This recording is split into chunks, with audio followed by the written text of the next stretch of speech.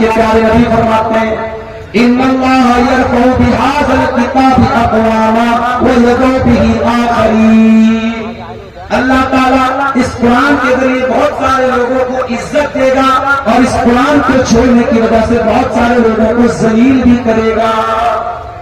قیامت کے دن اللہ کے پیارے نبی اللہ کی بارگاہ میں شکایت کریں گے ہماری اور آپ کی، وقال الرسول یا رب ان قوم اتخذوا هذا القرآن مہجورا، قیامت کے دن اللہ کے رسول کہیں گے اے اللہ میری قوم نے قرآن کو چھوڑ دیا تھا، قرآن کو چھوڑ دیا تھا، قرآن کو پڑھتی نہیں تھی، قرآن پر غور نہیں کرتی تھی۔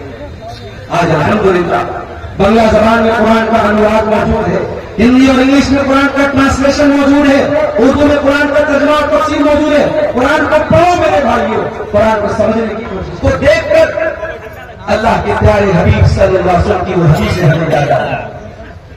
ان حدیثوں میں اللہ کے پیارے نبی نے قیامت کے پہلے کے دور میں اس امت کے اوپر کیا حالات آئیں گے آپ نے پیشن گوئی کی۔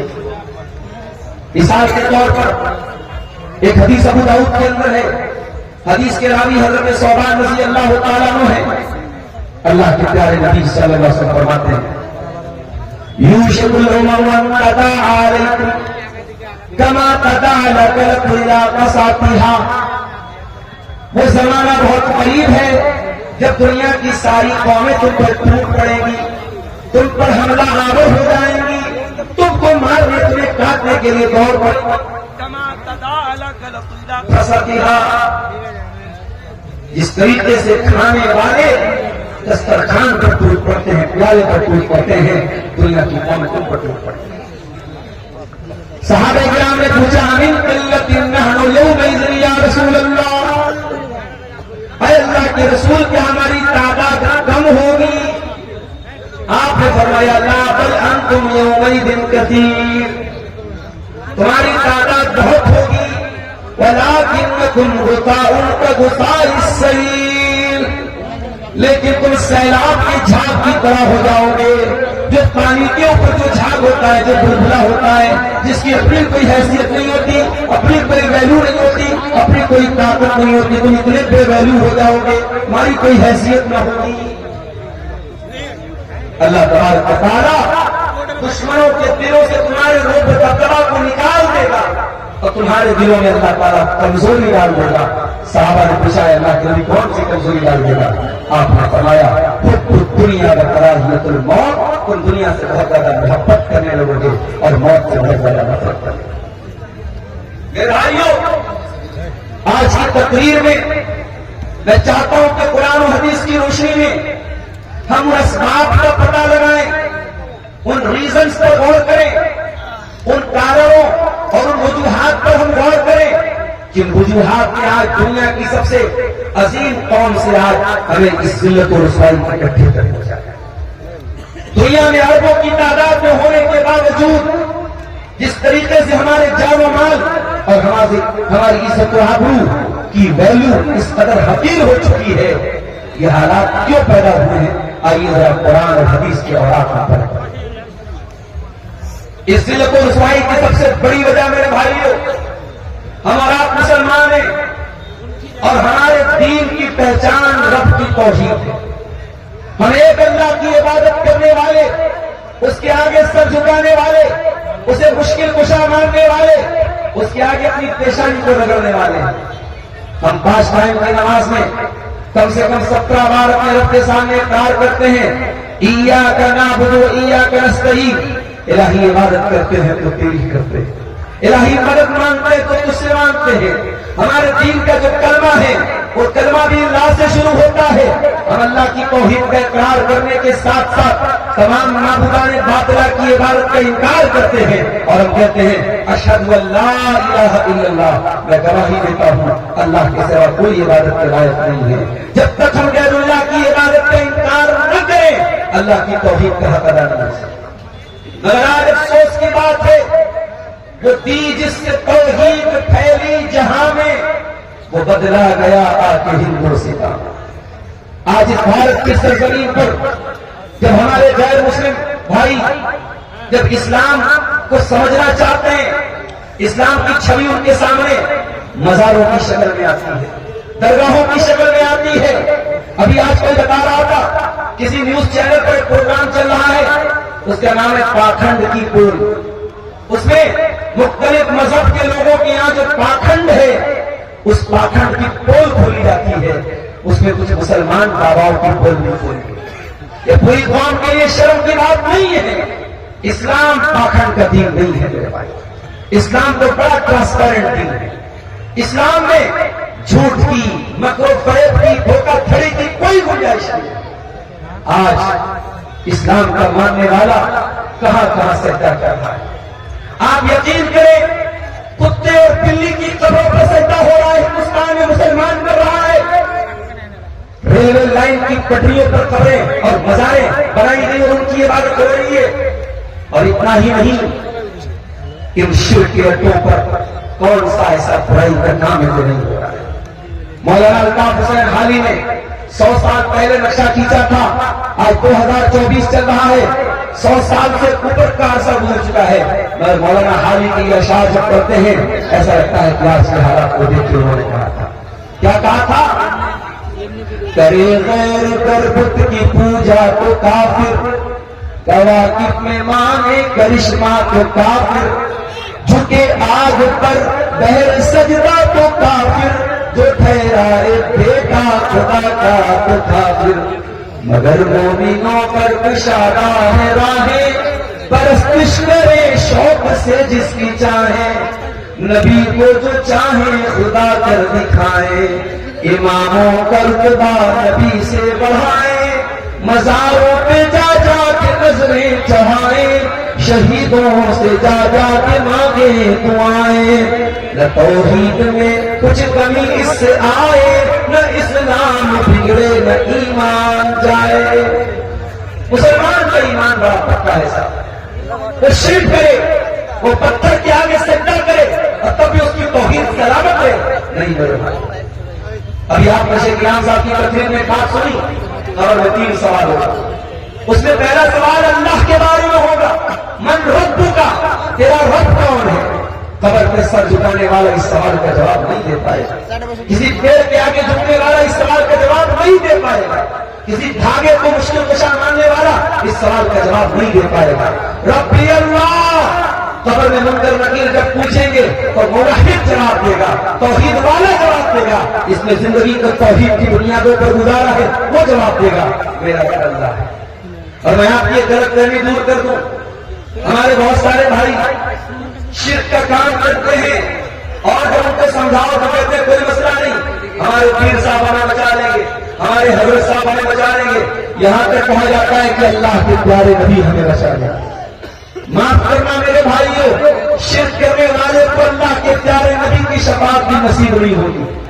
وہ مشہور حدیث اٹھائیے، بخاری اور مسلم کی حدیث ہے، حضرت ابو ہریرہ اللہ کے نبی کے صحابی کہتے ہیں، میں نے نبی سے سوال کیا، اے اللہ کے نبی، وہ کون خوش نصیب انسان ہے جو قیامت کے دن آپ کی شفاعت پائے گا؟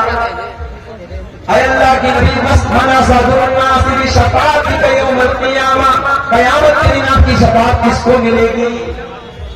اچھا، نبی کی ایک عادت، کوئی سوال اچھا کرتا تھا اللہ کے نبی حوصلہ افزائی کرتے تھے۔ آپ نے کہا اے ابو ہریرہ، مجھے یقین تھا یہ سوال کو نہیں کرو، کیوں؟ لما رأیت من حرصک علی الحدیث، کیونکہ میں جانتا ہوں کہ حدیث کو حاصل کرنے کا تیرے اندر بڑی طلب ہے۔ آج الحمدللہ کٹیہار اور سیمانچل کے علاقوں میں آتا ہوں اور بڑے فخر کے ساتھ کہتا ہوں کہ یہ بہت بڑی جماعت اہل حدیث کا بہت بڑا بیلٹ ہے، مگر ایک میسج آج اس تقریر میں آپ کو دینا چاہتا ہوں، اپنے آپ کو اہل حدیث کہلوانا یہ کمال نہیں ہے۔ اہل حدیث کی چھوٹی چھوٹی چند چیزوں کو کے اوپر عمل کر لینا یہ کمال نہیں ہے۔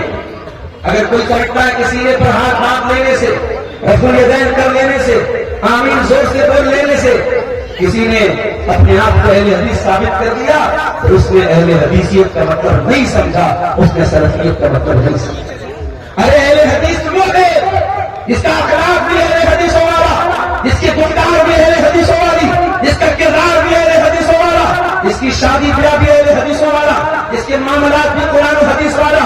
اگر آپ اپنے آپ کو اہل حدیث کہتے ہیں اور دنیا کو دعویٰ کراتے ہیں تو آپ کا بیہیویئر، آپ کا ویوہار، آپ کا سلوک، آپ کی نماز، آپ کی عبادت، آپ کا لین دین، آپ کی تجارت، آپ کی سیاست، ہر چیز سے جھلکنا چاہیے کہ آپ قرآن و سنت پر چلنے والے ہیں۔ معاف کرنا میرے بھائیوں، یہ تو خوشی کی بات ہے کہ ہماری جماعت اہل حدیث میں الحمدللہ شرک کا کام نہ کے برابر ہوتا ہے، مگر افسوس کی بات یہ ہے کہ ہم نے اہل حدیثیت اور سلفیت کو چند چیزوں کے لیے محدود کر دیا ہے۔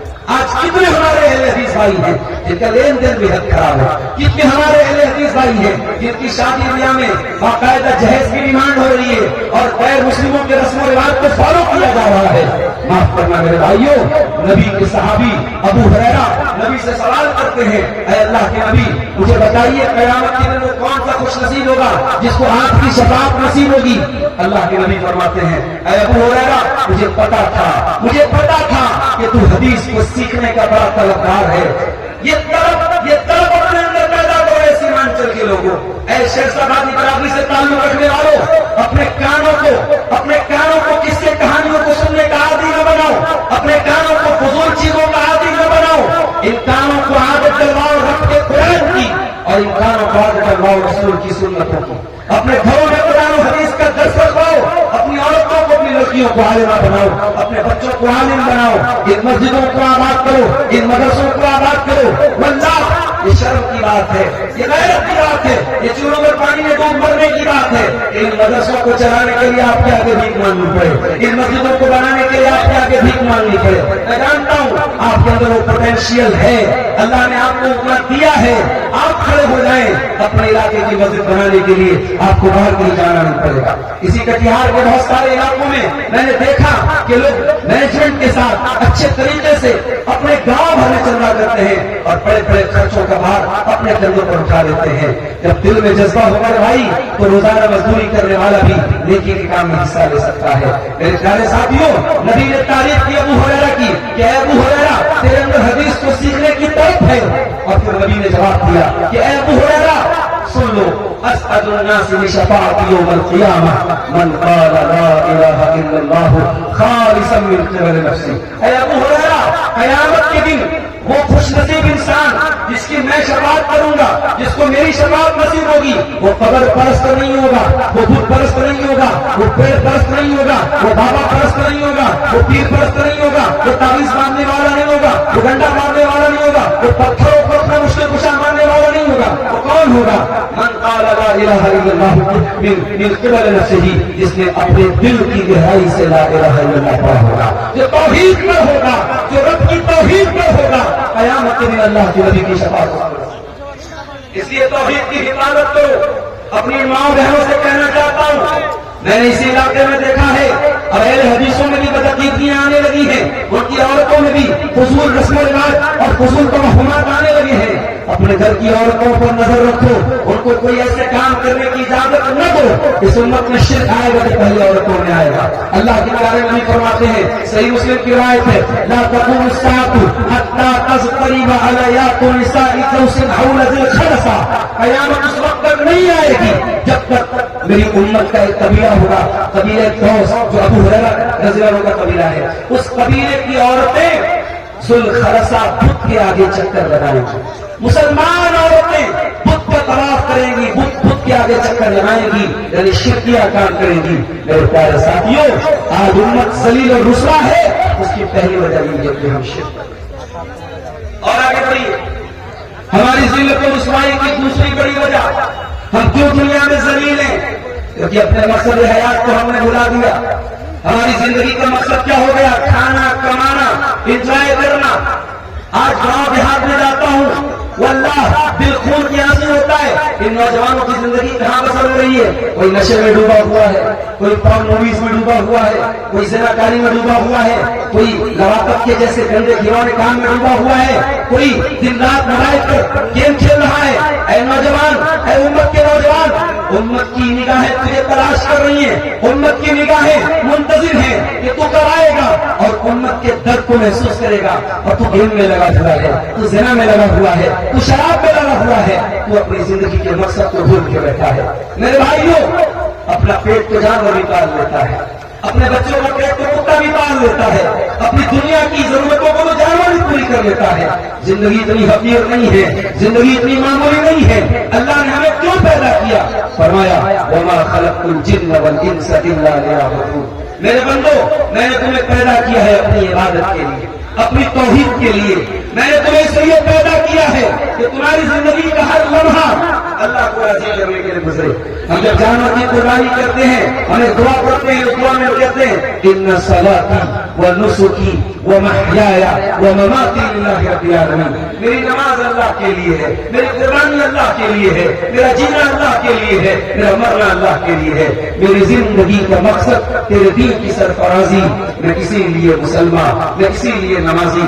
نوجوانوں اپنی زندگی کے مقصد کو پہچانو، زندگی کو پیار محبت کے نام پہ برباد نہ کرو، زندگی کو نشے کے نام پر بھیٹ نہ چڑھاؤ، زندگی کو اللہ کو راضی کرنے میں گزارو۔ بہت سارے کام پڑے امت کے پینڈنگ، ان کاموں کے لیے آپ کی ضرورت ہے۔ آج علاقے میں اتنا بڑا پروگرام ہو رہا ہے، آپ صبح فجر کی نماز میں جائیں، افسوس ہوتا ہے، اللہ کا شکر ہے پورے ہندوستان میں گھومتا ہوں، میں نے ممبئی اور دلی جیسے بڑے شہروں میں دیکھا کہ وہاں برائی بھی ہے، بے پردگی بھی ہے، بے حیائی بھی ہے، فلمی دنیا بھی ہے، مگر نماز کی پابندی میں نے دیکھا فجر کے ٹائم مسجد میں پہنچا، نوجوانوں کی بڑی تعداد موجود ہے۔ اور گاؤں دیہات میں جب رات رات پر جلسے ہوئے، وہاں فجر کی نماز میں بیچارے دو چار بوڑھے ملے، نوجوان آرام سے بستر پہ سو رہا ہے۔ اے نوجوان، یہ حی علی الصلاۃ کی آواز کا تیرے لیے نہیں ہے، یہ الصلاۃ خیر من النوم کی آواز تیرے لیے نہیں ہے۔ اے نوجوان، تو کتنا بڑا بزنس مین ہے، تو کتنا بڑا کاروباری ہے، تیرا ویاپار کتنا بڑا ہے، اپنے کاروبار اور اپنے بزنس سے کہہ دے کہ اے میرے بزنس ہے، میرے کاروبار، تیری اہمیت اپنی جگہ ہے اور اللہ کی عبادت کی اہمیت اپنی جگہ ہے۔ کاروبار سے بڑھ کے نماز ہے، نماز سے بڑھ کے آپ کا کاروبار نہیں ہے۔ اللہ قرآن میں کہتا ہے میرے متقی بندے وہ ہیں رجال لا تلہیہم تجارۃ ولا بیع عن ذکر اللہ واقام الصلاۃ وایتاء الزکاۃ، میرے نیک بندے وہ ہیں، وہ کاروبار بھی کرتے ہیں، وہ لین دین بھی کرتے ہیں، وہ بزنس بھی کرتے ہیں، مگر نماز کا ٹائم ہوتا ہے تو اللہ تعالیٰ کام کرتے ہیں۔ تو نوجوانوں اپنی زندگی کے مقصد کو پہچانو، نہیں پہچانو گے تو یوں ہی ہم جوتے کھاتے رہیں گے اور ذلیل رہیں گے۔ اور آگے بڑھیے، ہمارے ساتھ جو مسئلے مسائل چل رہے ہیں، جو دنیا میں ہم ذلیل ہو رہے ہیں، اس کی تیسری وجہ میں نے غور کی، میں نے وشلیشن کیا، میں نے اینالائز کیا، مجھے ایک بات یہ بھی سمجھ میں آئی کہ آج ہم لوگ ٹکڑوں میں بٹے ہیں، فرقوں میں بٹے ہیں، برادریوں میں بٹے ہیں، گروہوں میں بٹے ہیں، علاقوں کے تعصب میں بٹے ہیں۔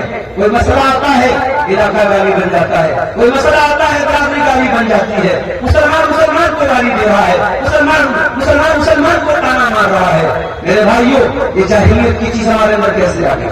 یہ جاہلیت کی چیز ہمارے اندر کیسے آ گئی؟ آپ اپنی برادری پر فخر کیجئے، لیکن کسی دوسری برادری کو ذلیل نہ کیجئے۔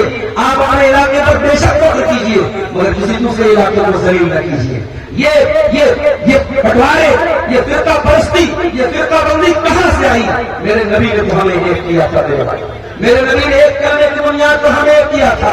میرے نبی نے جب صحابہ کو اللہ کا دین سکھایا تھا، وہاں نہ کوئی مسلک تھا، نہ فرقہ تھا، نہ ذات پات تھی۔ آج کے ساتھ بہار کے دربھنگا کے علاقے میں میں گیا، ایک گاؤں سے گزر ہوا، گاؤں میں نے دیکھا کہ راستے میں دیوار کھڑی ہے، دیوار کی ایک طرف انصاریوں کا راستہ ہے، دوسری طرف شیخوں کا راستہ ہے۔ شیخ برادری والے انصاری کے راستے پہ نہیں جاتے، انصاری برادری کے لوگ شیخ کے راستے پہ نہیں جاتے۔ اتنا دکھ، اتنا تعصب، یہ مسلمان کے اندر ہے میرے بھائی۔ اللہ ہم سب کو سمجھ دے، میرے نبی نے ہمیں ایک کیا تھا۔ اگر فلسطین کا مسلمان اور اس کے بچے اگر مرے تو بہار اور کٹیہار کے مسلمان کو اس کا درد ہونا چاہیے۔ اگر ہندوستان میں کسی علاقے میں آپ کے کلمہ کو بھائی پر ظلم و ستم ہو تو آپ اس کٹیہار کے اس گاؤں میں اگر آپ بیٹھے ہیں، آپ کسی شہر میں بیٹھے ہیں، اس درد کو آپ اپنے دل میں محسوس کریں۔ اللہ کے پیارے نبی فرماتے ہیں مثل المؤمنین فی تواطہم وتعاطفہم وتراحمہم كمثل الجسد الواحد اذ اشتكى منه عضو تداعى له سائر الجسد بالسهر والحمى۔ اے مسلمانوں، آپس میں اتنے ہمدرد بنو، اتنے پیار بانٹنے والے بنو، اتنی محبت کرنے والے بنو، اتنا ایک دوسرے کے لیے جان نثار کرنے والے بنو۔ جیسے انسان کا شریر ہوتا ہے، شریر پیر میں کانٹا چبھتا ہے، آنکھوں سے آنسو رہتا ہے، پیر میں تکلیف ہوتی ہے، آنکھیں روتی ہے، پورے بدن میں بخار چڑھ جاتا ہے۔ میرے پیارے ساتھیوں، جیسے پورا شریر ایک دوسرے سے کنیکٹڈ ہے، جڑا ہے، مسلمان سے کنیکٹڈ ہونا چاہیے۔ اتنی یونٹی آپ کے اندر ہونی چاہیے۔ اتنا ہی نہیں، اللہ کے پیارے نبی نے دوسری حدیث میں فرمایا المؤمن للمؤمن کالبنیان یشد بعضہ بعضا، یہ مسلمان کے لیے ایک عمارت کی طرح، ایک بلڈنگ کی طرح ہونا چاہیے۔ ایک پیلر دوسرے پیلر کو طاقت دے رہا ہے، ایک چھت دوسرے چھت کو طاقت دے رہا ہے، ایک اینٹ دوسرے اینٹ کو طاقت دے رہی ہے۔ مسلمان ایک دوسرے کو سپورٹ کرے، ایک دوسرے کا مددگار بنے، اتحاد پیدا کرو میرے بھائیوں۔ نہیں کرو گے تو انجام سن لو، ولا تکونوا کالذین فرقوا دینہم وکانوا شیعا۔ اللہ قرآن میں کہتا ہے جو ٹکڑوں میں پڑ گئے، اے نبی آپ کو ان سے کوئی تعلق نہیں، نبی بھی ناراض ہوں گے، اللہ بھی ناراض ہوگا۔ اس فرقہ پرستی سے آؤ، اتحاد اپنے اندر پیدا کرو، جہاں تک ہو سکے مل جل کر۔ اور آگے بڑھیے، امت کی ذلت و رسوائی کی ایک بہت بڑی وجہ یہ بھی ہے، امت نے اور ہم سب نے اپنی فکر اور چنتا کا محور کس کو بنایا؟ دنیا کو بنایا۔ ہم آخرت کے بارے میں سوچتے ہیں کہ آخرت میں ہمارے ساتھ کیا ہونے والا ہے، قبر میں ہمارے ساتھ کیا ہونے والا ہے۔ آج جب ہم پر کوئی برا وقت آتا ہے اور ہم تنہائی میں ہوتے ہیں، ہم سوچتے ہیں کاش ہمارا کوئی مددگار ہوتا۔ میرے بھائی جب قبر میں آپ جائیں گے، منکر نکیر آپ سے سوالات کریں گے، وہاں نہ باپ بیٹے کے کام آئے گا، نہ شوہر بیوی کے کام آئے گا، وہاں آپ کا عمل اور آپ کا ایمان آپ کے کام آئے گا۔ اپنی آخرت کی چنتا کرو، اپنی قبر کی چنتا کرو، اپنی برزخی زندگی کے بارے میں سوچو۔ اللہ کے پیارے نبی فرماتے ہیں من کان بالآخرۃ ہمہ، جو آخرت کی چنتا اپنے دل میں بیٹھا لے گا، اس کو آخرت کی فکر ہوگی، جعل اللہ بینہ فی قلبہ، اللہ تعالیٰ اس کے دل کو چنتاؤں سے مکت کر دے گا، اس کے دل کو ٹینشن سے آزاد کر دے گا، اس کو کوئی ٹینشن نہیں ہوگی۔ وجمع لہ شملہ، اللہ اس کی پرابلم کو حل کر دے گا۔ واتتہ الدنیا وہی راغمۃ، اور دنیا چل کر کے اس کے پاس آئے گا۔ میرے عزیزوں، دنیا 40 سال آپ کے ساتھ رہے گی، 50 سال آپ کے ساتھ رہے گی، اس کے بعد مر جانا ہے۔ میرے نوجوان ساتھیوں، یہ آپ کے بازوں کی طاقت ایک دن ختم ہو جانی ہے۔ دولت والوں، ایک دن دولت ختم ہو جانے والی ہے۔ عہدے والوں، ایک دن عہدہ ختم ہو جانے والا ہے۔ اسٹیٹس والوں، ایک دن اسٹیٹس ختم ہو جانے والا ہے۔ کہیں ایسا نہ ہو قیامت کے دن جب یہ مال کام نہ آئے، یہ دولت کام نہ آئے، یہ عہدے کام نہ آئے، اور ہمیں پچھتانا پڑے اور ہمیں کہنا پڑے ما اغنی عنی مالیہ ہلک عنی سلطانیہ، میرا مال میرے کوئی کام نہ آیا، میرا پاور میرے کوئی کام نہ آیا۔ آخرت کی چنتا کرو میرے بھائی، آخرت کی فکر اپنے دل میں بٹھاؤ۔ اللہ کے پیارے حبیب کو دیکھو، نبی کے صحابہ کو دیکھو۔ اللہ کے پیارے نبی اور نبی کے صحابہ نے دنیا میں زندگی گزاری ہے، بیوی بچوں کا حق بھی ادا کیا ہے، کاروبار بھی کیا ہے، مگر ان کا ٹارگٹ آخرت ہوتا تھا، ان کی منزل آخرت ہوتی تھی۔ اللہ کے پیارے نبی ایک معمولی سی چٹائی پر لیٹتے ہیں، صحابہ کرام آپ کو آفر کرتے ہیں، اے اللہ کے حبیب ہم آپ کے لیے آرام سے بستر کا انتظام کر دیتے ہیں۔ اللہ کے پیارے نبی کہتے ہیں مالی ولی دنیا، مالی ولی دنیا، اے میرے صحابہ میرا دنیا سے کیا لینا دینا ہے؟ ما انا الا کراکب استظل تحت شجرۃ، میں تو ایک مسافر کی طرح ہوں جو پیڑ کے نیچے آرام کرتا ہے، ثم راح فترکھا، پھر اپنی منزل کی طرف چلا جاتا ہے۔ میرے عزیزوں، اس امت کی ذلت و رسوائی کی ایک بہت بڑی وجہ اس امت کی خواتین کا بگاڑ بھی ہے، اس امت کی عورتوں کا بگاڑ بھی ہے۔ وہ اس امت کی وہ عورتیں جنہوں نے امام بخاری کو جنم دیا، جنہوں نے امام مسلم کو جنم دیا، جنہوں نے امام ابن تیمیہ کو جنم دیا، جنہوں نے اس امت کے بڑے بڑے فقیہوں اور محدثین کو جنم دیا۔ یہ عورت جب دیندار تھی، یہ نبیوں کی ماں تھی، یہ عورت جب دیندار تھی، یہ رسولوں کی ماں تھی، یہ عورت جب دیندار تھی، یہ علماء کی ماں تھی، محدثین کی ماں تھی۔ اور آج جب یہ عورت اپنے راستے سے بھٹک گئی، آج ہمارے سامنے ڈاٹا آ رہا ہے، ہمارے سامنے رپورٹ آ رہی ہے، ایک بڑی تعداد میں مسلمان لڑکیاں، اور صرف دلی اور ممبئی جیسے میٹرو سٹیز کی بات نہیں کر رہا ہوں، اب سیمی میٹرو سٹیز اور چھوٹے چھوٹے ٹاؤن سے خبریں آ رہی ہیں. آپ کے پورنیہ اور کشن میٹک سے خبریں آ چکی ہیں. ہمارے بنارس اور مئو جیسے شہروں سے بھی خبریں آ چکی ہیں کہ مسلمان لڑکیاں باقاعدہ مرتد ہو رہی ہیں. کسی غیر مسلم کے ساتھ ان کا افیئر ہوتا ہے, چکر ہوتا ہے, پیار محبت کا معاملہ ہوتا ہے, اس کے ساتھ بھاگ کر کے کوئی میرج کرتی ہے اور اسلام کو خیر بات کر دیتے, اسلام کو چھوڑ دیتی ہے. یہ حالات کیسے پیدا ہو گئے میرے بھائی؟ میں آپ کو بتاتا ہوں. یہ حالات اس لیے پیدا ہوئے کہ ہم نے اپنی عورتوں کو دین سے دور کر دیا. یقیناً ہمارے جلسوں میں عورتیں آتی ہیں اور الحمدللہ سیمانچل کے 90% جلسوں میں عورتوں کا انتظام ہوتا ہے. مگر معاف کیجیے گا, میں بار بار اپنے تقریروں میں یہ بات کہتا ہوں کہ سال میں ایک بار جلسہ کرا لینے سے آپ دیندار نہ بن جائیں. آپ کی مسجدوں میں عورتوں کا انتظام کیوں نہیں ہے؟ ہفتے میں ایک جمعہ کا خطبہ ہوتا ہے, سال میں 48 جمعہ کے خطبے ہوں گے. اگر آپ مسجدوں میں عورتوں کا ارینجمنٹ کریں, اور یہ جس مسجد کی تعمیر کے لیے چل رہا ہو رہا ہے, میں اپیل کروں گا ذمہ داروں سے, جب آپ مسجد کی تعمیر کریں تو ایک کمرہ عورتوں کے لیے ضرور بنائیں. ان کی انٹری الگ, ان کا دروازہ الگ ہو, لیکن ایک کمرہ ایک گوشہ عورتوں کے لیے ضرور ہو. اور اللہ کا فضل و کرم ہے, میں نے کئی جگہوں پر یہ بات رکھی اور لوگوں نے عمل کیا ہے. جھارکھنڈ کا گڈا کا علاقہ, کول مائنس کا علاقہ ہے, وہاں ایک بہت شاندار مسجد میں گیا, وہاں میں نے دیکھا عورتوں کا انتظام نہیں ہے. جمعہ کا خطبہ میں نے دیا, وہاں ماشاءاللہ جو 2-4 سرمایہ دار لوگ تھے ان کے سامنے میں نے بات رکھی کہ آپ کے علاقے میں اتنی بڑی مسجد ہے, جمعہ کا خطبہ ہوتا ہے, عورتوں کا ارینجمنٹ ہونا چاہیے.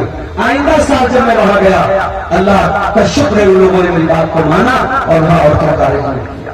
ہر مسجد میں عورتوں کا ارینجمنٹ ہو, اور جمعہ کی نماز میں آپ کی عورتیں جائیں, اور یقین کریں سال کے 48 جمعہ کے خطبے اگر آپ کی عورتیں سن لیں گی, دین کا ایک بہت بڑا حصہ ان کو حاصل ہوگا, دین کا علم حاصل ہوگا.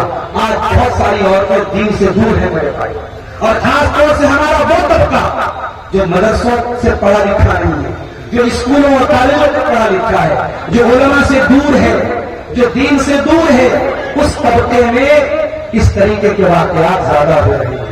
وہاں لڑکیاں اور لڑکے مرتد ہو رہے ہیں, اور یہ اس دور کا بہت بڑا فتنہ ہے. میرے عزیزوں, اپنے گھر کی عورتوں کی تربیت کرو, اپنے گھر میں پردے کا ماحول پیدا کرو, اپنے گھر میں محرم غیر محرم کا فرق پیدا کرو. آج ہم دیکھتے ہیں مسلمان کا گھر ہے, گاؤں کا کوئی لڑکا آتا ہے اور آپ کی جوان بہن ہے, آپ کی جوان بیٹی ہے, اور آ کر کے آپ کی جوان بیٹی اور بہن سے وہ باتیں کرنے لگتا ہے, اور آپ کو کوئی اعتراض نہیں. کیا اسلام اس بات کی اجازت دیتا ہے؟ میں کہتا ہوں اگر آپ کی لڑکی اس دور کی سب سے بڑی ولی ہے, سب سے اللہ کی نیک بندی ہے, اور آنے والا نوجوان اس دور کا سب سے بڑا متقی انسان ہے, سب سے بڑا عالم دین ہے, سب سے بڑا مقرر ہے, تب بھی آپ کو اس بات کی پرمیشن نہیں ہے کہ آپ کی جوان بیٹی اس کے سامنے بے پردہ جائے. اجازت نہیں ہے اسلام میں. اللہ کے پیارے نبی فرماتے ہیں لَأَن يُقَنَ فِي رَأْسِ أَحَدِكُمْ بِبِغْيَةٍ مِّنَ الْحَدِيدِ, کسی کے سر میں لوہے کی سوئی کو چبھویا جائے, یہ اتنی خطرناک بات نہیں ہے جتنی خطرناک بات یہ ہے کسی غیر محرم عورت کو ٹچ کرے, کسی غیر محرم عورت کو ٹچ کرے, یہ اتنا بڑا گناہ ہے. اللہ کے پیارے نبی فرماتے ہیں لا يخلون رجل بامرأة الا وسالسهما الشیطان, جب دو مرد اور عورت اکیلے میں ملتے ہیں تو تیسرا شیطان ہوتا ہے. جب عورت اور مرد آپس میں بات کریں گے تو شیطان کی انٹری آٹومیٹک ہو جائے گا. اور نوجوانوں سن لو, انسٹاگرام پر بھی شیطان موجود ہے, واٹس ایپ پر بھی شیطان موجود ہے, فیس بک پر بھی شیطان موجود ہے. یہ شیطان پہلے چھپی چھپی باتوں کے ذریعے تعلق پیدا کرتا ہے اور پھر زنا تک پہنچاتا ہے. آج اس امت کے مردوں اور عورتوں کو یہ درس دینے کی ضرورت ہے. اسلام پاک بازی کا مذہب ہے, اور میں اسی لیے اکثر کہتا ہوں زنا کاری کو روکنا ہے تو نکاح کو فروغ دو. آج اس امت میں جس تیزی سے زنا کا گراف بڑھ رہا ہے, بدکاری کا گراف بڑھ رہا ہے, وہ لمحے فکریہ ہے, وہ بہت ہی چنتا جنک ہے, وہ بہت ٹینشن کی بات ہے. امت ایک بڑا نوجوانوں کا طبقہ, لڑکی اور لڑکیوں کا طبقہ زناکاری کی طرف جا رہا ہے. کیوں جا رہا ہے؟ اس کے بہت سارے اس کی وجوہات ہیں. اس میں سے بڑی وجہ شادیوں میں یہ رسم و رواج کے لمبے چوڑے پکڑے ہیں, یہ جہیز کی ڈیمانڈ ہے, یہ بارات کی رسم ہے, یہ ہلدی کی رسم ہے, یہ مندی کی رسم ہے. ان رسموں کو اپنے پیروں کے نیچے کچل دو, اور اپنے گھر کی عورتوں کو اگر دیندار بنانا ہے, دیندار لڑکوں سے شادی کرو اپنے لڑکیوں کی, اور دیندار لڑکیوں کو بہو بنا کے لاؤ. میرے عزیزوں, اللہ کے پیارے نبی فرماتے ہیں اذا خطب الیکم ممن ترضون دینہ وخلقہ فزوجوہ، جب تمہاری لڑکی کے لیے ایسا رشتہ آ جائے، لڑکا دیندار ہے، لڑکا بااخلاق ہے، اپنی لڑکی کا نکاح کر دو۔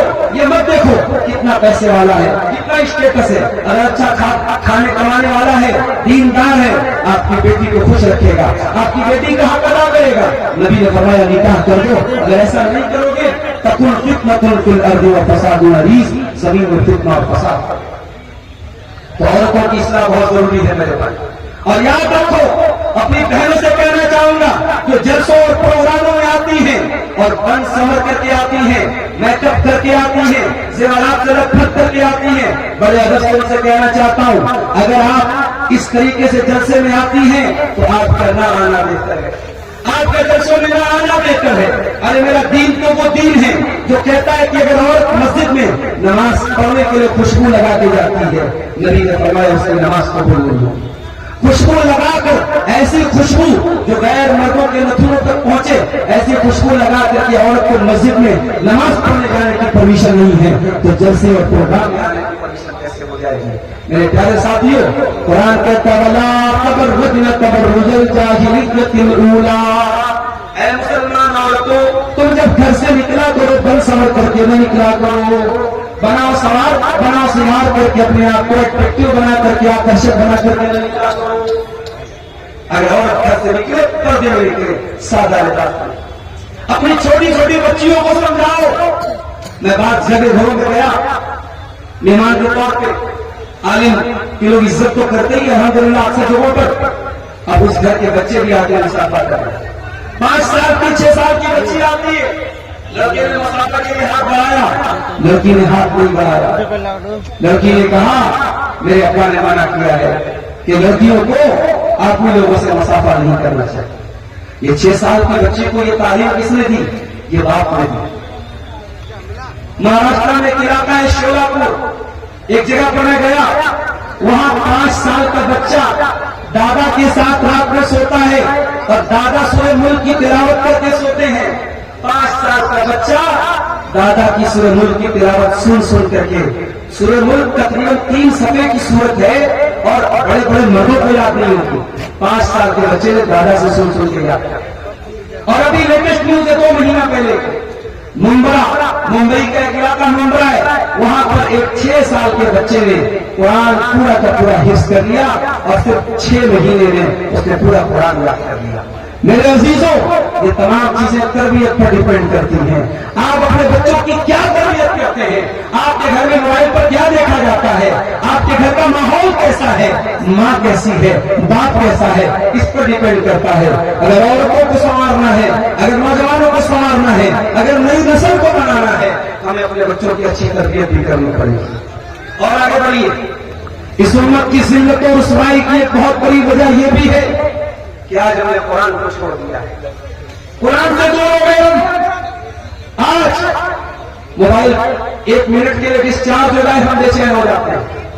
موبائل 10 منٹ کے لیے میسج، ابھی میں نیپال گیا، نیٹ ورک آنا بند ہو گیا، پریشان، پتہ نہیں کس کا کال آ رہا ہے، ہم موبائل کے بغیر 10 منٹ نہیں رہ سکتے۔ میرے عزیزوں، موبائل کے بغیر آپ 10 منٹ نہیں رہ سکتے۔ لیکن ذرا دل پر ہاتھ رکھ کے بتائیے کہ آپ نے آخری بار قرآن کب پڑھا تھا؟ سیمانچل کے لوگوں آپ سے پوچھتا ہوں، ہر جلسے میں آپ نے وقاص رفیع کو سنا، شیخ عزیز صاحب کو سنا، شیخ انعام صاحب کو سنا، آپ نے قرآن کو آخری بار کب تلاوت آپ نے کی ہے؟ ذرا سینے پر ہاتھ رکھ کے بتاؤ۔ آج یہ امت قرآن سے دور ہو گئی۔ اللہ کے پیارے نبی فرماتے ہیں ان اللہ یرفع بہذا الکتاب اقواما ویضع بہ آخرین، اللہ تعالیٰ اس قرآن کے ذریعے بہت سارے لوگوں کو عزت دے گا اور اس قرآن کو چھوڑنے کی وجہ سے بہت سارے لوگوں کو ذلیل بھی کرے گا۔ قیامت کے دن اللہ کے پیارے نبی اللہ کی بارگاہ میں شکایت کریں گے ہماری اور آپ کی، وقال الرسول یا رب ان قوم اتخذوا هذا القرآن مہجورا۔ قیامت میں اللہ کے رسول کہیں گے اے اللہ میری قوم نے قرآن کو چھوڑ دیا تھا، قرآن کو چھوڑ دیا تھا، قرآن کو پڑھتی نہیں تھی، قرآن پر غور نہیں کرتی تھی۔ آج الحمدللہ بنگلہ زبان میں قرآن کا انواد موجود ہے، ہندی اور انگلش میں قرآن کا ٹرانسلیشن موجود ہے, اردو میں قرآن کا ترجمہ اور تفسیر موجود ہے. قرآن کو پڑھو میرے بھائیوں, قرآن کو سمجھنے کی کوشش کرو. ھذا بلاغ للناس, قرآن مانوتا کے نام ہمارا پیغام ہے. ہر جلسے میں اپنے گاؤں کچھ غیر مسلموں کو بھی دعوت ہے. اور معاف کیجیے, یہ جو وید کے منتر آپ سناتے ہیں, یہ گیتا کے جو شلوک اپنے غیر مسلم بھائیوں کو سناتے ہیں, اس سے کہیں زیادہ بہتر یہ ہے اپنے غیر مسلم بھائیوں کو بلائیے اور ان کو قرآن سنائیے, ان کو قرآن کی بھیٹ دیجیے, ان کو پوتر قرآن کی ہندی کی کاپی دیجیے. اور آپ 2-4 بار ایسا کیجیے میرے بھائیوں.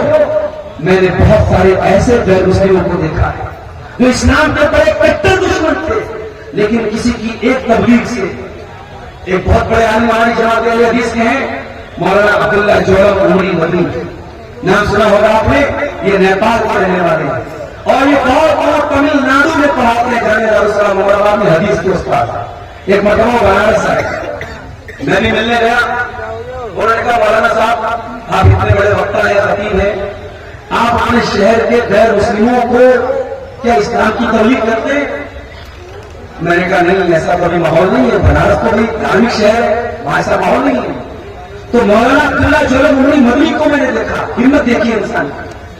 انہوں نے کہا کہ آپ اپنے علاقے میں تھانے پر گئے, میرے علاقے کے تھانے پر گئے اور تھانے دار سے جا کر کے بیٹھ کر کے اس کو اسلام کے بارے میں سمجھایا, اسلام کی تبلیغ کی, اور جتنے پولیس انسپکٹر اور سپاہی اس تھانے میں تھے سب کو ہندی کا قرآن, اور کسی نے ان پہ کوئی اپمان نہیں کیا, کسی نے ان کے ساتھ کوئی بدتمیزی نہیں کی. بڑے ادب کے ساتھ ان لوگوں نے مولانا کی بات کو سنا اور قرآن کو لے لیا. اب بات میں قرآن کو قرآن پڑھائیے, وہ جانے اللہ جانے. اتنا کام تو ہم کر سکتے ہیں میرے بھائی. آپ کے آس پاس کے گاؤں میں بہت سارے غیر مسلم رہتے ہیں, آپ ان کے ساتھ لین دین کرتے ہیں, ان کے ساتھ آپ کا اٹھنا بیٹھنا ہے, آپ اتنا تو کر دیں زندگی میں, ان کو قرآن ایک مرتبہ آپ دے دیں, قیامت میں اللہ پوچھے گا. تو بھارت میں رہتا تھا 80 کروڑ لوگ قرآن سے دور تھے, 80 کروڑ لوگ توحید سے دور تھے, 1 ارب کے قریب لوگ اللہ کو نہیں مانتے تھے, پیڑ پودوں کی عبادت کرتے تھے. تو ان کے بیچ میں لا الہ الا اللہ پڑھتا تھا. تو نے کبھی رب کا قرآن ان کو سنایا, انہیں کبھی توحید کا درس ان کو دیا. یہ بہت بڑی وجہ ہے میرے بھائی. ہمارے نبی نے تو پتھر کھائے اس اللہ کی توحید کو پھیلانے کے لیے, ہمارے نبی نے گالیاں سنی ہیں اس اللہ کی توحید کو پھیلانے کے لیے. اگر 2-4 پتھر ہمیں بھی کھانے پڑ جائیں, 2-4 گالیاں ہمیں بھی سننی پڑ جائیں, تو پیچھے مت رہنا, اللہ کی توحید کو گھر گھر تک پہنچانے کی کوشش کرنا. میرے عزیزوں, یہ بہت بڑی وجہ ہے ہماری زندگی. ہمارے مولانا شفیع اختر رضی صاحب آ چکے ہیں, 1-2 پوائنٹ بیان کر کے اور بات ختم کرتا ہوں, کیونکہ میں ابھی سفر سے آیا, پھر کہیں نکلنا ہے. میں موضوع کیا ہے, مسلمانوں کی ذلت کے اسباب, مسلمان کیوں ذلیل ہیں, 1-2 وجہ اور بیان کر کے بات کروں. مسلمان اس لیے بھی ذلیل ہے کہ آج بہت سارے کام ہم کیوں کر رہے ہیں, پبلک کیا کہے, جنتا کیا کہے, لوگ کیا کہیں, کام صحیح ہے مگر لوگوں کے ڈر سے ہم نہیں کرتے. اور کبھی ایسا ہوتا کام غلط ہے مگر لوگوں کے ڈر سے ہم وہ کام کرتے ہیں. میرے بھائیوں, لوگوں کو راضی مت کرو, اللہ کو راضی. یہ لوگ قبر میں آپ کے کام نہیں آئیں گے, یہ دنیا میں بھی آپ کے کام نہیں آئیں گے. آپ مریں گے یا آپ کی قبر پہ مٹی دے کے ہاتھ جھاڑیں گے اور کہیں گے یار وہ بکراڑ اچھا آدمی تھا. بس آپ اپنی تاریخ سننے کے لیے آپ کو مرنا پڑے گا. میرے بھائیوں, لوگوں کو راضی کرنے کے چکر میں کیوں پڑتے ہو, اللہ کو راضی کرو.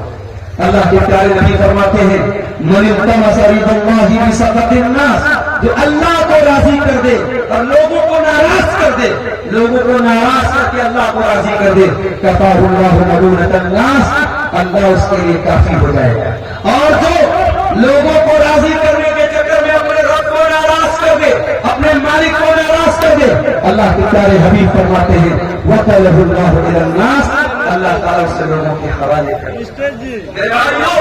لوگوں کے چکر میں نہ پڑو, اللہ کو راضی کرنے کے چکر میں پڑو.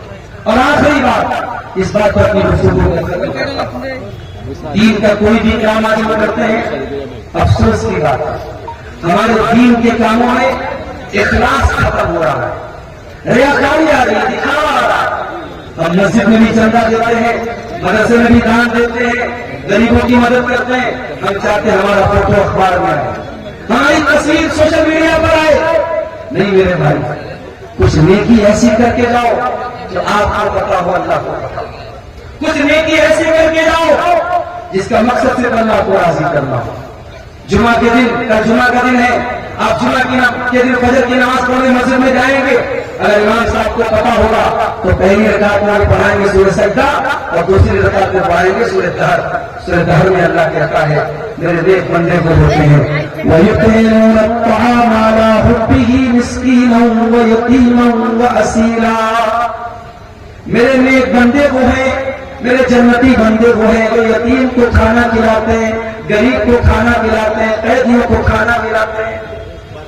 غریبوں کو, یتیموں کو, قیدیوں کو کھانا کھلاتے ہیں, اور کھانا کھلا کے کہتے ہیں انما نطعمکم لوجہ اللہ لا نريد منکم جزاء ولا شکورا.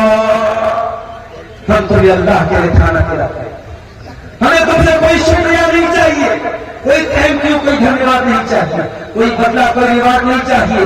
ہم تو اللہ کو راضی کرنا چاہتے ہیں.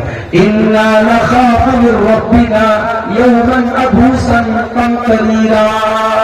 ہمیں اللہ کے عذاب کا ڈر ہے, ہمیں قیامت کے دن کا ڈر ہے. اس ڈر سے ہم تمہیں کھانا کھلاتے ہیں. میرے بھائی, اللہ کا ڈر پیدا کرو اور اپنی نیکیوں میں اخلاص پیدا کرو. یہ چند چیزیں ہیں, ان کو اگر ہم دور کر لیں, حضرت عمر کا قول پھر سے ریپیٹ کر رہا ہوں, اللہ نے ہمیں اسلام کے ذریعے عزت دی تھی, اور آج بھی اگر اسلام کو فالو کریں گے اللہ ہمیں عزت دے گا. یہ داڑھی اسلام کی نشانی ہے, یہ ماتھے پر سجدے کا نشان اسلام کی نشانی ہے, یہ آپ کی عورت پر پردہ اسلام کی نشانی ہے. اسلام پر کبھی شرم مت کرنا, اسلام پر فخر کرنا. اسلام نے آپ کو عزت دی ہے اور کل بھی اسلام آپ کو عزت دے گا. اللہ سے دعا کرتا ہے رب العالمین جے نگر کے اس پروگرام کو جن بھائیوں نے منعقد کیا ہے اور اس میں اپنا کسی بھی طریقے کا تعاون کیا ہے, اللہ ان کی محنتوں کو قبول فرمائے. رب العالمین ہمیں اور آپ کو بہت بڑی تعداد میں جلسے میں ہم آئے ہیں, اللہ ہماری حاضری کو قبول فرمائے. اور جس مسجد کی تعمیر کے لیے پروگرام ہوا ہے, جلسے کے جو آرگنائزر ہیں ان کی سوچ سے بڑھ کر میں دعا کرتا ہوں اللہ آپ کو توفیق دے کہ ان کی سوچ سے بڑھ کر آپ دھیان دیں اور مسجد کی تعمیر جلد سے جلد ہو جائے. اللہ ہم سب کو اس کی توفیق عطا فرمائے. رب العالمین ہمیں اپنے علماء کی عزت اور ان کا احترام کرنے کی توفیق عطا فرمائے. رب العالمین ہمارے دلوں کو ہر قسم کی ضرورتوں سے پاک کر دے. اللہ جب تک دنیا میں زندہ رکھے اسلام پر زندہ رکھے اور ہمارا خاتمہ ایمان پر ہو. آمین. وآخر دعوانا الحمد للہ رب العالمین. والسلام علیکم ورحمۃ اللہ وبرکاتہ.